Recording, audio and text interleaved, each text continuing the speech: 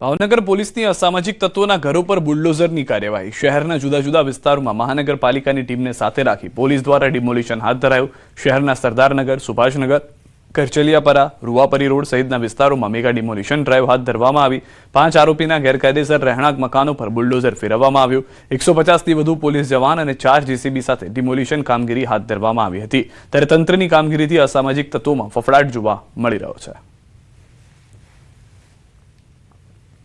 तो भावनगर 5 જેટલા અસામાજિક તત્વો તથા બુટલેગરના જે ઘર જે છે તેને તોડફોડ કરી ડિમોલિશન કરવામાં આવ્યું અને આશરે 450 સ્ક્વેર મીટર જંત્રીની કિંમત આશરે 45 લાખ રૂપિયા જેટલી જમીન જે ખુલ્લી કરવામાં આવેલ છે। અસામાજિક તત્વોના કુલ 5 બાંધકામો તોડી પાડવામાં આવેલ છે, જેમાં રાજપૂતવાડા, સરદારનગર, ટીવી કેન્દ્ર અને હાલ જે ચાલુ છે સ્ટીલ કાચવાળો મફતનગરવાળો રોડ, જેમાં પણ 2 અસામાજિક તત્વોના બાંધકામ તોડી પાડવાની કાર્યવાહી ચાલુ છે।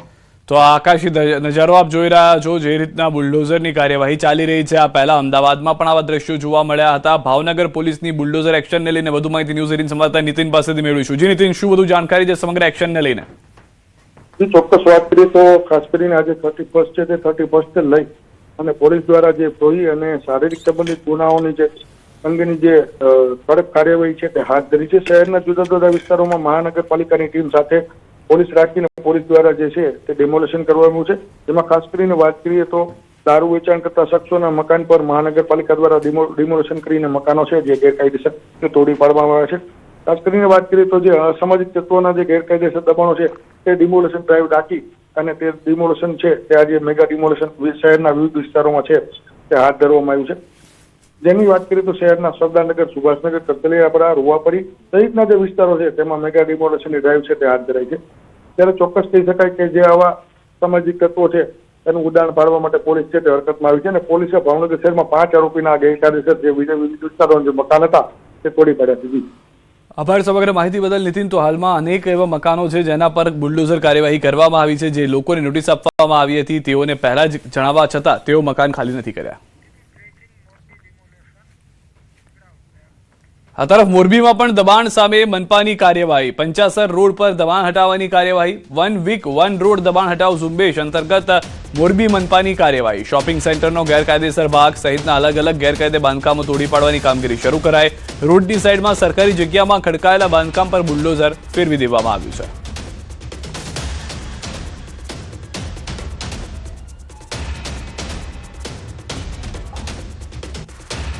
એના પર 35 જેટલા નડતરરૂપ દબાણોને કોર્પોરેશન દ્વારા 3 મહિના અગાઉ નોટિસ આપેલી હતી। તે બધાની સુનાવણી પણ કરી દેવામાં આવેલી હતી। જે લોકોએ સ્વેચ્છાએ તોડવાની કામગીરી ચાલુ કરેલી હતી, પરંતુ હજુ પણ કેટલાક લોકો દ્વારા આ દબાણો દૂર કરવામાં આવેલા નથી। એવી 3 મિલકતો આઈડેન્ટિફાઈ કરેલી છે, જેનું ડિમોલિશન આજે કરવામાં આવશે। નવસારીથી સમાચાર। વિજલપુરમાં હત્યા કરવાના ઈરાદે આવેલો સગીર ઝડપાયો છે। જૂની અદાવતમાં યુવાનની હત્યા કરવા પહોંચ્યો હતો સગીર। ગેલાખડી પાટિયા પાસે બંને વચ્ચે થઈ હતી બોલાચાલી। સ્થાનિકોએ સગીરને તમંચો કાઢતા ઝડપી લીધો। પોલીસને આરોપી પાસેથી જીવતા કારતૂસ મળ્યા। પોલીસે આરોપીને ઝડપી વધુ કાર્યવાહી હાથ ધરી છે। દ્રશ્યોમાં પણ આપ જોઈ રહ્યા છો, સ્થાનિકોએ સગીરને તમંચો કાઢતા ઝડપી લીધો હતો અને ત્યારબાદ પોલીસ ઘટના સ્થળે પહોંચી હતી। સ્થાનિકોને હાલમાં જે જાણકારી મળી હતી તેને ધ્યાનમાં રાખી અને પોલીસ જે કમ્પ્લેન છે તે કરવામાં આવી છે। FIR કરવામાં આવી હોવાની પણ જાણકારી છે। હત્યા કરવાના ઈરાદે આવેલો સગીર હોવાની જાણકારી મળી હતી। જેવો તમંચો બહાર નીકળ્યો, સ્થાનિકો જે લોકો હતા, આસપાસના જે લોકો હતા તેઓ એકદમ એલર્ટ થઈ ગયા હતા। તુરંત તેને પકડી લેવામાં આવ્યો હતો। વધુ માહિતી ન્યૂઝ 18 સંવાદદાતા ભાવિન પાસેથી મેળવીશું। ભાવિન, સમગ્ર ઘટના શું ઘટી હતી? જે તમંચાની હવે જાણકારી છે, મર્ડર સુધીની વાત હતી? ચોક્કસ સીધા જે સમગ્ર ઘટના છે નવસારી શહેરની ઘટના છે, એટલે કે નવસારી વિજલપુર છે। વિજલપુરમાં દિન દહાડે આ રીતના દેશી તમંચા સાથે એક સગીર ઝડપાયો હતો। જો હકીકત જોવા જઈએ તો ગેલાખડી પાટિયા કરીને જે વિસ્તાર છે ત્યાં એક સગીર યુવાન અને એક યુવાન વચ્ચે બબાલ થઈ હતી ને એ બોલાચાલી બાદ એ બોલાચાલી મોટું ઉગ્ર સ્વરૂપ ધારણ કર્યું હતું અને જે સગીર જે છે યુવક એમણે એક તમંચો, દેશી તમંચો કાઢી અને લોકોને જેની સાથે બોલાચાલી થઈ હતી એને ધમકાવવાના પ્રયત્ન કર્યા હતા અને એક ક્ષણે સ્થાનિક લોકોએ એને ઝડપી પાડ્યો, પરંતુ જ્યારે સ્થાનિકો એને સીધા ઝડપી પાડ્યો તેની પાસેથી જીવતા કારતૂસ પણ મળી આવ્યા। ત્યાં સમગ્ર મામલે નવસારી સ્પેશિયલ ઓપરેશન ગ્રુપ એટલે SOG અને જે ટીમ છે એ હાલ તો હાલમાં જે રીતે ભાવિને જણાવ્યું તે પ્રમાણેની પરિસ્થિતિ જે છે તે થઈ હતી અને હવે પોલીસ તપાસ ચાલુ કરી ચૂકી છે. દાહોદમાં પોલીસ પર આરોપીએ કરેલા હુમલાનો મામલો. એસએમસીના ડીઆઈજી નિર્લિપ્ત રાયનું નિવેદન. આંતરરાજ્ય ગુનાખોરી આચરતી ગેંગના આરોપીને ગુવાહાટીથી ગુજરાત લવાઈ રહ્યો હતો. દાહોદ જિલ્લાના લીંબડી પોલીસ સ્ટેશન વિસ્તારમાં ગાડી પસાર થઈ હતી. આ સમયે આરોપીએ પીએસઆઈને ચાલુ ગાડીએ ગળે ફાંસો આપવાનો પ્રયાસ કર્યો. આરોપીને પોલીસે પગમાં ઈજા કરી હતી. સાથી અધિકારીના રક્ષણ માટે આરોપીને ગોળી મારવામાં આવી હતી. બિશ્નોઈ ગેંગ સામેની અગાઉ કાર્યવાહીમાં 2 પીએસઆઈ શહીદ થયા છે. બિશ્નોઈ ગેંગ એસએમસી કડક કાર્યવાહી કરશે. આરોપી અશોક બિશ્નોઈ ગુનાહિત ઇતિહાસ ધરાવે છે. આંતરરાજ્ય ગેરકાયદેસર ગુના આચરતી ટોળકીનો લીડર છે. આરોપીને પકડવા 25,000નું ઇનામ જાહેર કરવામાં આવ્યું હતું. આરોપી ગોવાથી નકલી દારૂ વેચવાનો વ્યવસાય કરતો હતો. ગુજરાતમાં નકલી દારૂની હેરાફેરી કરાવતો હતો.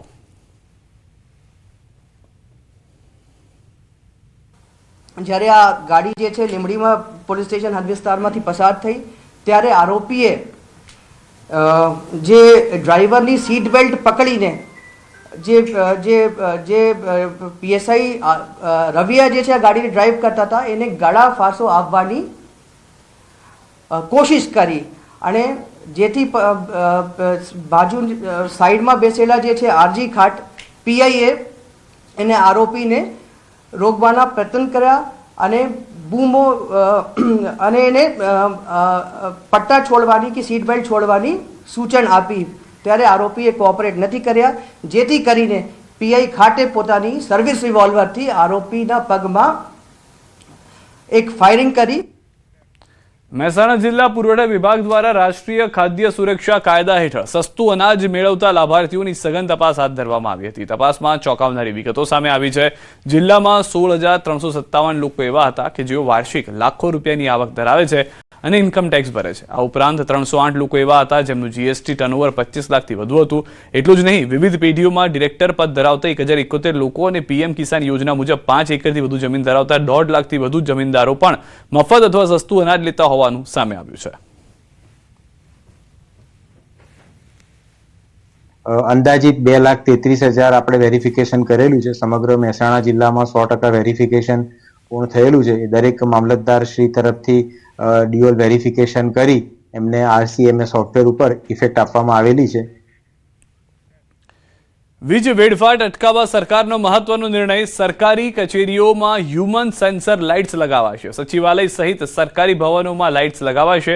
પેસેજ ખાલી થતા લાઇટ આપોઆપ બંધ થઈ જશે. ગ્રીન એનર્જી અને ઉર્જા બચતને મળશે પ્રોત્સાહન. પ્રયોગ સફળ રહેશે તો રાજ્યમાં વિસ્તરણની શક્યતા. બિનજરૂરી વીજ વપરાશમાં નોંધપાત્ર ઘટાડો થશે. આ તરફ સુરતના ઉનામાંથી ગેરકાયદે રહેવાસીઓ ગાયબ થઈ જવાના મામલે કોર્પોરેટર સોમનાથ મરાઠે સામાન્ય સભામાં કરી રજૂઆત. બાંગ્લાદેશીઓના મકાન હોવાનો કોર્પોરેટરનો દાવો. પ્લોટ કોની પાસેથી ખરીદાય તે અંગે તપાસની માંગ. કયા દસ્તાવેજના આધારે આકારણી થઈ તે અંગે પ્રશ્ન ઉઠાવ્યો. સંદિગ્ધ લોકોની શોધખોળ કરી તપાસ કરવાની માંગ છે.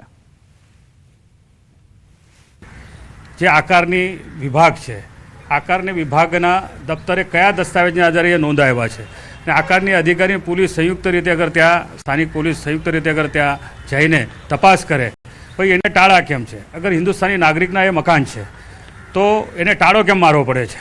અહીંયા ઉપજાવે છે એ કોઈક બાંગ્લાદેશીઓનું અગર મકાન છે, દસ્તાવેજના આધારે પુરાવા મળે છે તો તાત્કાલિક રીતે એને સીલ કરવા જોઈએ, એના ડિમોલિશન કરી નાખવા જોઈએ. મહેસાણાના પરા તળાવમાં ગટરનું પાણી ભળતા સ્થાનિકો ત્રાહિમામ પોકારી ઉઠ્યા છે. સ્વામી